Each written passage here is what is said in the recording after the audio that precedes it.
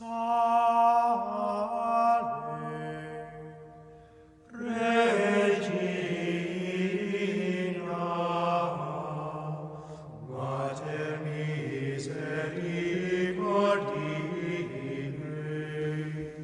is a glorious day. We celebrate the Solemnity of Holy Mother St. Clare, the foundress of the Poor Clares, the counterpart, we could say, of St. Francis, and her vocation really did come from the side of St. Francis, so to speak, because she found her vocation through conferring with him, and he wrote her a rule, and he inspired her and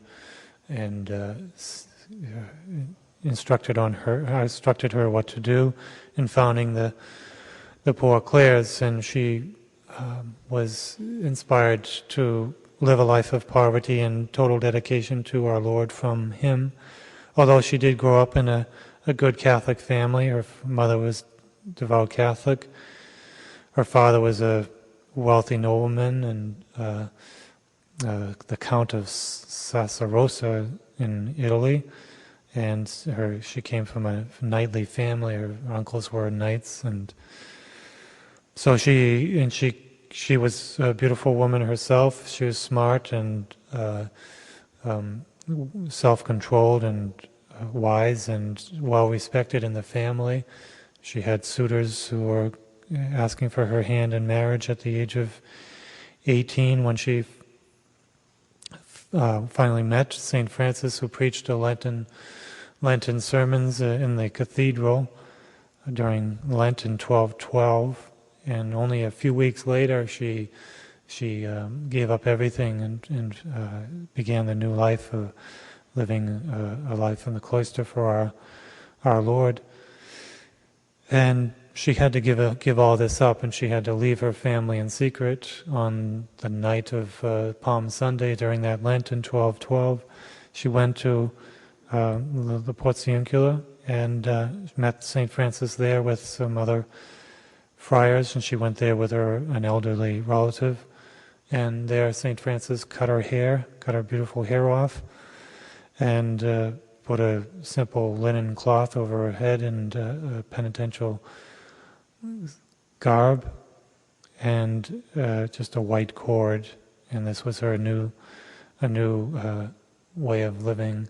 And she was at first put into a convent of Benedictine nuns until St. Francis situated her in Sant Damiano convent, where she stayed for the rest of her life and lived most of her life bedridden in illness for 30 years, but led a life of virtue and humility, and she did the lowliest tasks in the convent. There's not a whole lot of information available about her convent life, but she certainly was a great edification to many young women of her day. Her sister joined her mother joined her, and other noble ladies in the town of Assisi in Italy joined her in the convent, and they spread rather quickly throughout Italy, establishing convents even during her life.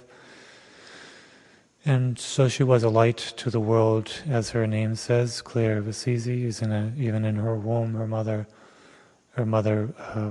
had a revelation that her daughter would be a great light to the world, and so she named her Saint Clare. He named her Clare. So she was really a model to the women of her age who were caught up in the worldliness and vanities of her day, as we have in our day, plenty of vanities of this world, many more actually, and so we need many more St. Clares of our day to inspire the women of our day to forsake the world, forsake the vanities of the world, and to devote themselves entirely to our Lord, either in the lay life or in convent life, to dedicate themselves entirely to God, to live a life of a love for God, total consecration to the love of God, and detachment from the vanities of this world. So we have her as a light to our eyes as well, and we ask for her intercession today to give ourselves totally to God and detach ourselves from the world.